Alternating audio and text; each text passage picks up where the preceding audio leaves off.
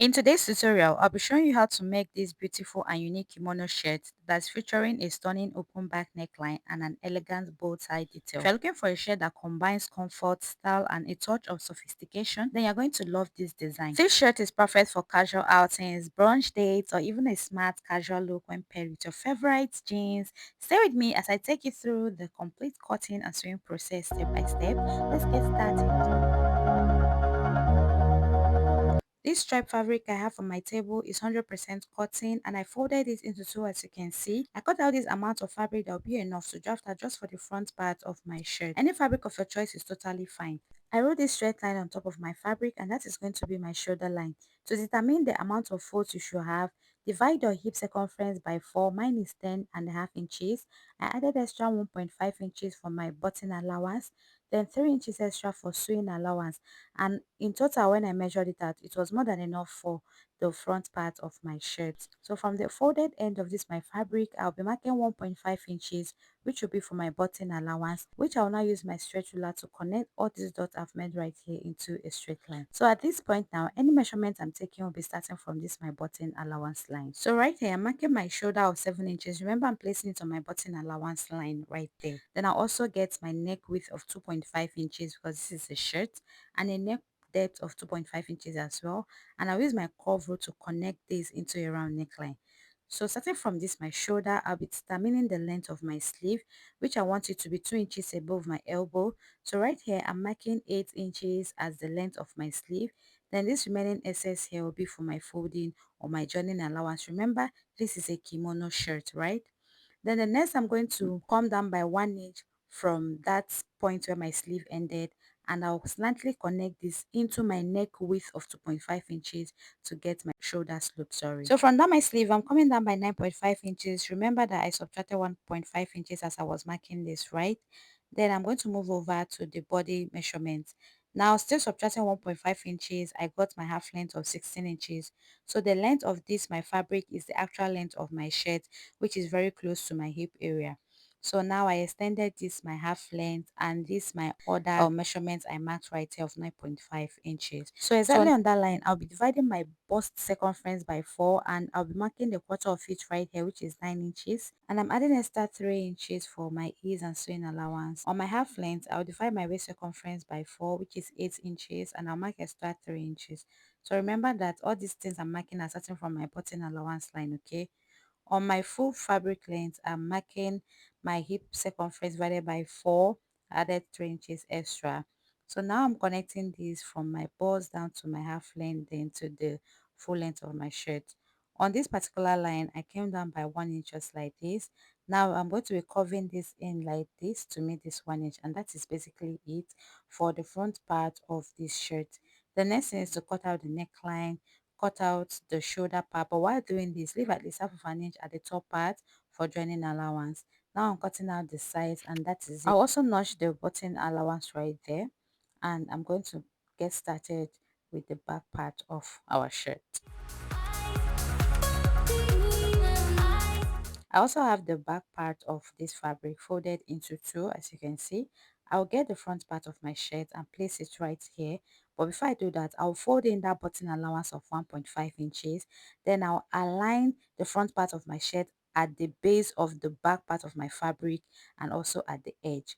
When I do this, I'm going to be folding down that extra space I have at the top part of this back part of my shirt, making it to align with that shoulder line at the front part of my shirt, just like this. And I went on ahead to pin this down. Now under my neck width, I'm going to be notching that neck width for this other fabric, and also that part that is folded, I'll also notch it as well. So I'm going to be removing these pins right here, then I'll connect this into a round neckline and cut it out. So that is basically how to get the back neckline of your shirt. When I was done with this, I'm going to be cutting out the sides and the base the same. Do not tamper with the upper part, which is the shoulder. Now it's time for us to create our deep neckline for the back. I came down by 7 inches from my neckline, and then I'm connecting this like this into a V neckline. That is it. Connect it back to your neck width. It shouldn't exceed that, all right? And do not discard the pieces because it will be needed when we are cutting out the collar. Now to pipe this neckline, all I'll do is to get this piece of fabric and I'll place it on the neckline on the right side of my fabric, and I'll pin this all around. So when I must have done this, I'll flip this to the wrong side of my fabric, following the shape of the neckline. I'm going to be stitching this all around using just half of an inch. I have done this and this is exactly what I have. So what I'll do next is to slash this in between. Just watch carefully what I'm doing. I'm going to be slashing this, as you can see, and this part is the wrong side of my fabric. All right,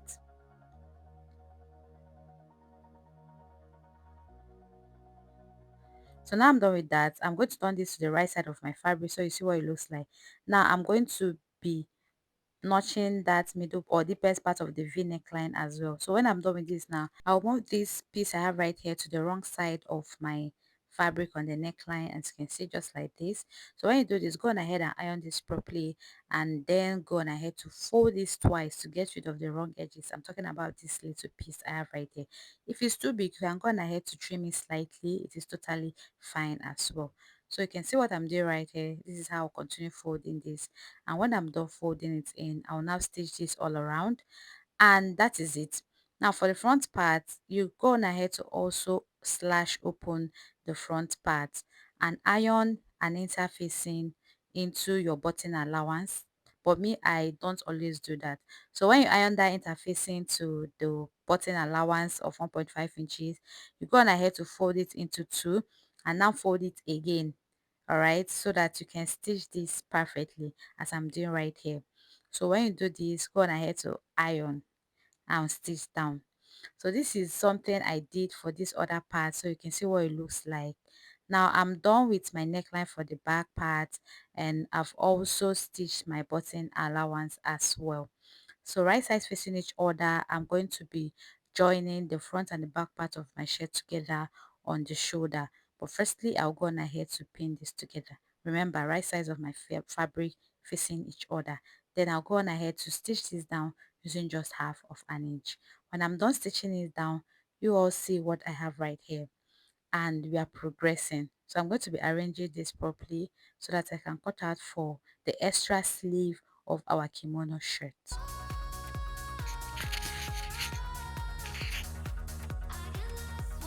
So I open this up now, and I'm going to take the measurement of this sleeve here, and what I have is 18.5 inches in total. I cut out this extra piece right here, as you can see, which is up to 19 inches long and 7 inches wide. Now I'm going to be getting another band which is folded into two, which is 2.5 inches wide, and I'm going to be placing this other piece of 7 inches wide right sides facing this band just like this, and I'll pin it down as well. So now I'm going to be stitching this down like this using half of an inch. So when I'm done, I'm going to get the other ends of that 7 inches band and place it on the ends of this my sleeve, right sides facing each other. If my explanation is not so clear, everything I'm doing right here is very clear, and I believe you understand it very well, okay? So I'll now pin it down and stitch it down as well. Whichever stitch you make, please go on ahead to iron it as well, all right? So when I was done doing it for the both sleeves, this is what I have, and this is what it looks like. Now I'm going to arrange my shirt properly so that I can start joining the sides as well. So this is the front or the right side of my fabric, well arranged, as you can see right here.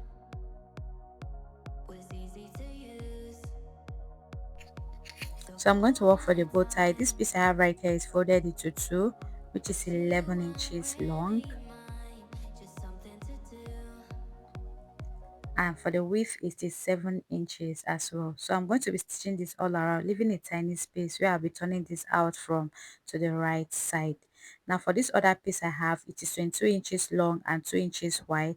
I already went on ahead to stitch this and turn it out from this part and then stitch it back. It is quite easy and simple to do, okay? So for my shirt, it's time to join it at the sides. So I'll arrange this properly, right sides facing each other. So this part facing the camera now is the wrong side of my fabric. I'll bring out all close ends just this way, then I'll pin it down as well. After pinning this down, I'm going to start joining this using just 1 inch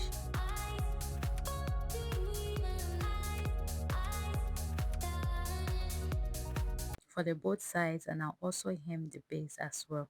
So this is the piece I've gone ahead to stitch.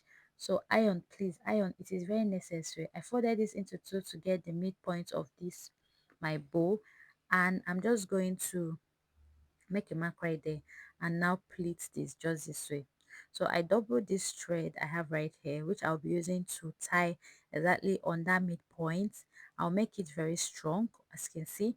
And when I'm satisfied with what I have, I'm going to get this other piece I have that is longer to close this thread I have right here, and that is it for the bow. So arrange it properly in such a way that it comes out very beautiful, neat, and very cute.